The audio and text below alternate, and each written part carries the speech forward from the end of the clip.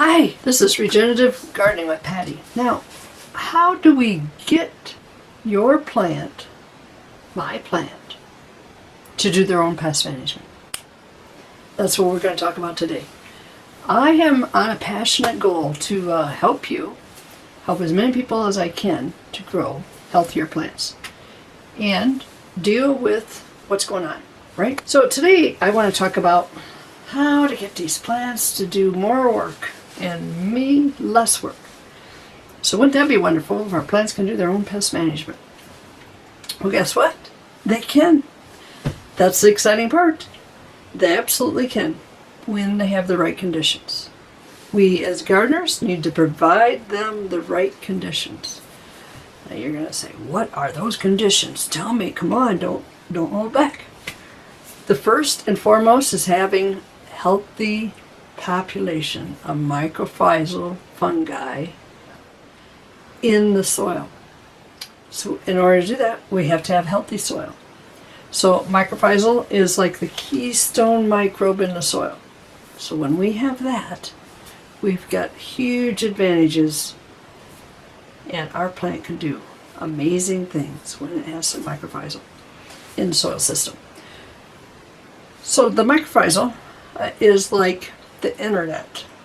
It has an internet of fungal roots in the soil going from plant to plant to plant, and they pierce through the root and go to the next plant, and they make a huge network. And in that network they can do all kinds of things. For example, they can communicate through that network. Let's say we have a plant that is struggling and has got a pest. That mycorrhizal can tell all the plants, although the plants in the network that's hooked to it, that there's a problem coming. The mycorrhizal communicates with about 85% of all the plants, which would be the majority of your garden, believe me, with the exception of your Brachus family. Okay, the mycorrhizal also delivers water. Yes, water, even in these drought conditions, to our plants. So let's say a soil that looks this hard, that dry. Ugh. Mycorrhizal, if it's in there, can still get 70% more water out of that dry soil. That's amazing, right? And it's sending it down the root network, the internet network of fungi, to all the other plants. So it's going to be crucial in our drought conditions that we have mycorrhizal working for us.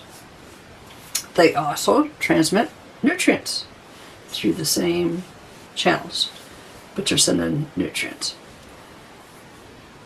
So what are some of the other key conditions that the gardener can set up and do? These are not in any particular order, but this one is like, we have to do this. We got to keep the ground covered. The soil has to be covered. I think you heard me say in a video or two that I should not be able to tell what color your soil is. If I can tell, you're not keeping it covered up good enough. So we've got to keep that soil covered. Just from the standpoint of temperature, we should be keeping that ground covered. Microbes only like to work up to about 85 degrees or so. So hotter than that is, didn't I tell you they were microbes? They're tiny and they would get fried or baked. They're going to be dead. They live on water filaments. Little tiny particles of water float through the soil. That's what they live on. So we cannot have the sun beating down on our soils and think that we're going to have a lot of microbes, because we're not. We're not in that situation. We won't. We can't. Okay, so super key that we also are planting lots of diversity of plants. And this is like lots of different plant families, lots of different plant structures. Think of these plants are as leaves is doing, collecting the sun. They're the phonal panels for the plant to do photosynthesis. We want lots of them and lots of different shapes of them. They also have different shapes of roots, and they also put out different types of root exudates, all kinds of things. So diversity is super, super important. Some ways that I get diversity in is I intercrop. So I'll intercrop, say I put in a corn plant, I'll put in some beans, pole beans, and then I may put in some basil or something in the lower part of that plant, and maybe even some thyme or white Dutch clover on the ground. So think of permaculture. We got a big plant, stair step all the way down, cover the ground, and that's covering the ground with plants, living plants. Whenever I can't do that, I am mulching with lots of diversity of mulch. So the more mulch, the better. We got to keep that heat out of the soil. Here in Montana, out in the fields, farm fields, or even in your garden, if I can tell what color your soil is. Your soil temperatures may be in the summertime 131 degrees or higher. Guess what, folks? If that's happening, you are not farming microbes, and you do have pests, and you will get pests because the microbes are not helping you protect the plant. That is just crucial, crucial, crucial. There's also something called quorum sensing when we have multiple plants growing in close proximity to each other, and that's kind of, I think they recommend 7, 8 or somewhere in there of numbers. And when you do that, these plants start doing crazy, crazy things that you've never seen before. This goes back to the quote of John Kemp that he says, none of us, that includes himself, people like me, people that have been in agriculture their whole life, that have been farming their whole lives, and they got gray hair, they do not know what a healthy plant looks like. Yeah, I would say maybe a century or more ago since we've seen healthy plants, or even really fully recognize what a healthy plant can do. So that is a quote from John Kemp. Another thing mycorrhizal will do for us, I was telling you about the water, right? It is going to go out there, reach out there long distances, and it's going to bring water back to the plants. Another key thing, do not let your garden run out of water, though, because your plant is reliant on that water to do photosynthesis. And if you've watched any of my other videos, you'll know that as part of our goals is to increase the photosynthesis abilities of that plant so that it can push out more root exudates into the soil to feed more microbes. That's what we want to do. So super key, because that is how mycorrhizal is getting nutrient, is those root exudates.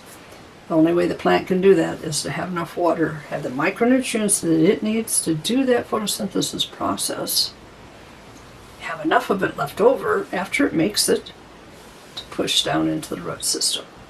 So super, super key. You've got to do that. And by far not the least, make sure your plants are doing the optimum of photosynthesis. I think you can refer to a video of stop using Neem to control pests. That will help you know what I'm talking about. These root exudates are super important. So we have to have healthy plants to do photosynthesis. And then those photosyntheses are feeding the soil food web that's feeding the fungi that is helping you not have pests. Now, how does mycorrhizal help the plants with pest control? Yeah, it does. And so it's doing that through its network. Again, it's sending signals out. So let's say a plant out here on the outer edge of a garden is getting attacked by aphids, let's say. The mycorrhizal is communicating that plant communicated to mycorrhizal that, hey, I'm getting ate by something. And the mycorrhizal sends signals throughout the whole network to all of everything that's hooked together and telling it to get its guard up, to protect itself. That there's a herbivore out there or there's something eating one of our plants. And then the plants put up a chemical guard on tannins to protect itself. They're bitter chemicals that the plant releases, and stuff that was eating it, say it was a grasshopper or maybe a caterpillar, then they're like, we're out of here. We're not going to eat bitter food like that. We like sweet food just like people do. A great example of that is the video where I first learned about it years and years ago of these giraffes in Africa. And they're walking around eating their favorite tree, and their tree puts up these tannins up into the leaves within a few minutes, 10-15 minutes, and then the tree is now toxic to the giraffe, and the giraffe's like, crap, I gotta go further away. And it leaves and goes to the next trees. And I may have to go quite a ways to get to the next trees that have not put up this chemical guard to protect themselves. Very cool stuff, right? All right, back to our garden. How do you tell if you have a healthy plant or not? I think it's quite simple. You either have pests or you don't. That's one way. So when I know I've got super healthy soils, and I'll give you an example of this garden here in these pictures, generally doesn't get any pest problems because their soils are so healthy and they're doing these practices that I'm coaching you to do. And they're not having problems. I think we've had one pest problem with some a carrot pest 1 year. And so we increased the gypsum, soften up that soil, get it flocculated again, and put down some microbes. Boom. Game over the next year. No more carrot problems. We took care of it with just getting that soil back healthy again and the microbes. You can also dig a hole. That'd be genius. You take a shovel. Some farmers don't have shovels anymore. Did you know that? But us gardeners, we still have shovels. We need to dig a hole, and you would be able to tell how deep I can dig that hole, when I'm going to hit a compacted layer. I think I talked about that in my last video. When we hit that compaction layer, and what our soil looks like. Our soil should be dark, aggregated, and look something like this. This isn't the greatest picture. I'll probably try to put another picture up above for you. But it should look like chocolate cake that's been crumbled up some, right? And so that is structured soil. I'm going to show you a little thing on structured soil here in a second.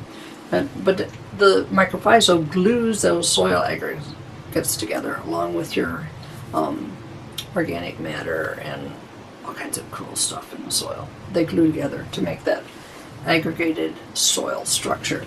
This is non-aggregated soil structure, and it weighs 8 times more than the structured soil if I was to dry out some structured soil. So digging a hole is super, super important. It's low-hanging fruit, right? Doesn't cost you a thing. Go out there and dig a hole. Maybe if your husband or mate, or what they call them these days, partner, is running the tiller all the time, maybe dig a hole and then come up with a game plan as to how to tell him to park the tiller. Right? We've got to park the tillers. For the most part, I mean, you can do a little bit of conservation tilling if you know what you're doing and know when to do it. But for the most part, we got to ditch that mower because they're cutting up these mycorrhizal fungi network, and you're just really causing your own pest problems. So don't do that. So if we do have healthy soils, and we do have mycorrhizal, and we can get the plant to do photosynthesis as well, pretty soon we don't have to do anything like my friend here. She doesn't have to do anything to her soils. She just goes out there and plants seeds and plants, goes out there, maybe pulls some like Dutch clover out of the walkway, or out of the bed and into the walkway, and she mows the walkway. She definitely tends this garden. Don't get me wrong, she tends the garden dramatically, but she's not having to do the traditional things that we used to do, right? Go out there and till and all that. She's not having to do any of that. And she's not going to have to go out there with any pest control and spray something. She doesn't even use Neem. I don't think she even knows what Neem is. She doesn't use Surround. She doesn't do anything, right? Her soils and her plants are doing it for her. They're doing the work. All right, if we can get the plant that healthy, here's an example. They can withstand grasshoppers even. So the one plant that got ate to death,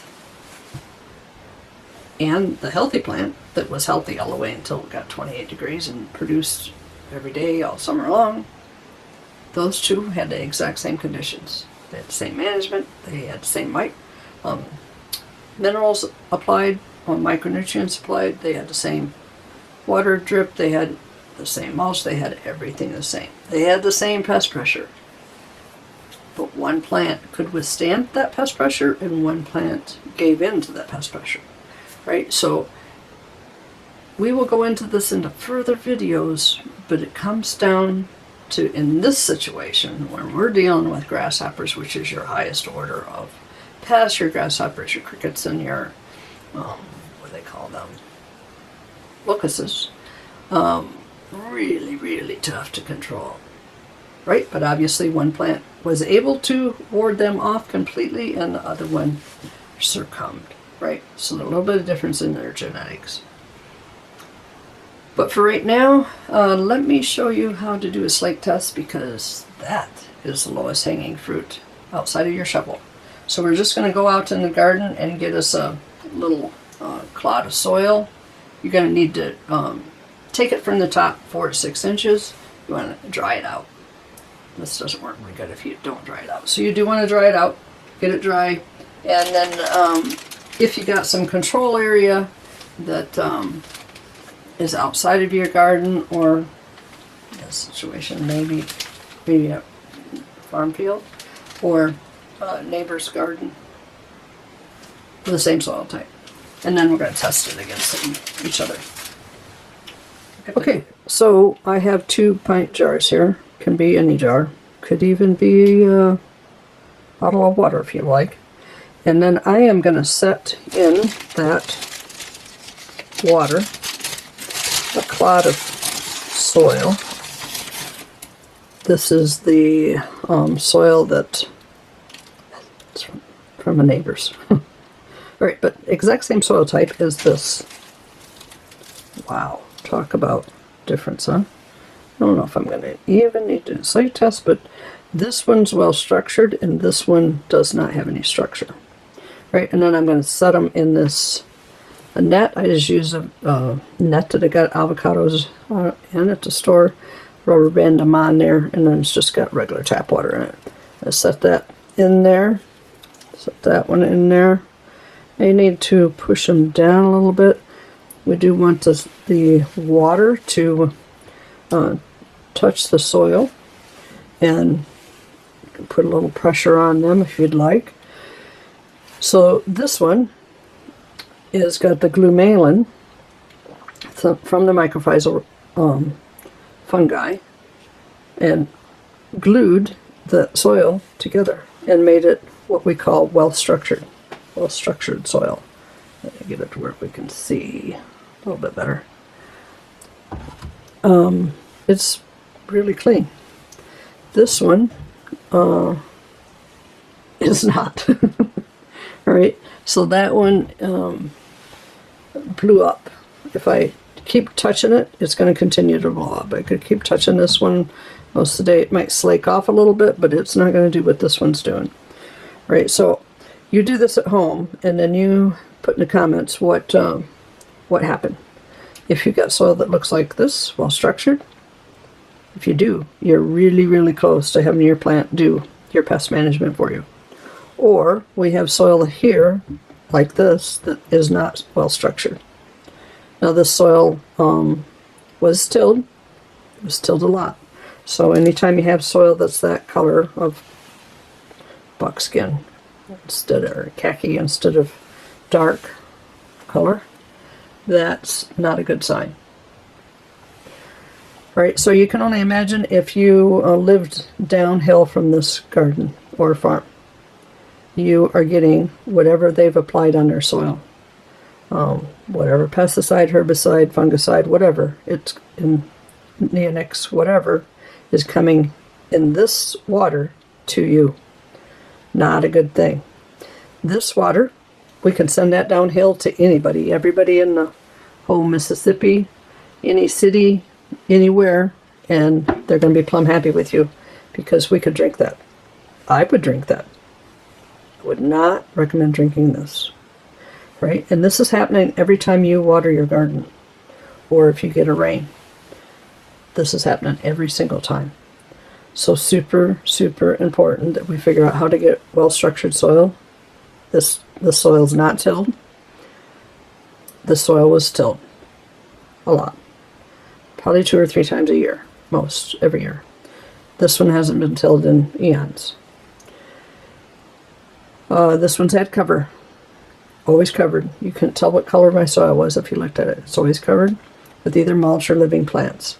This one was bare, wherever there wasn't a plant. This one had plant diversity. These had more your traditional rows of monocrops. This one had no pesticides, no fungicides, no insecticides, no sides. And this one did. This one had no synthetic fertilizer. This one did. All right, just to give you some ideas, those are the low-hanging fruit, quick, easy way to figure out what do we got going on. Because our goal is to get these plants to do the work instead of us. Want them to do the work. So I hope this has helped you today, because I know you can. It may take a little time, and it may take a little change of what we're thinking, and change of practices, but we can get these plants to do the work for us, and we stop using insecticides in our gardens, whether it's neem or if it's just white clay that we're spraying on the plants, whatever it is, BT, whatever it is, we don't need it, right? We can get the plants to do it for us, get them that healthy. All right, that's it for this week. Grow healthy. And oh yeah, if you subscribe, thank you. I highly appreciate that, and I hope to continue to make better and better videos for you. I feel like we're kind of partners in this thing at this point, and I really appreciate you. So thank you. Let's see, what are we going to give you for extra? It's 10 degrees outside. That's why we're in here. It's too cold to do anything right now in Montana. I do see a lot of people that are doing winter sowing, and I will be doing that here in a couple weeks. Put in some winter sowing jugs just to get us started on some difficult things, and so I will be sharing that with you in a future video. Grow healthy. Talk to you soon.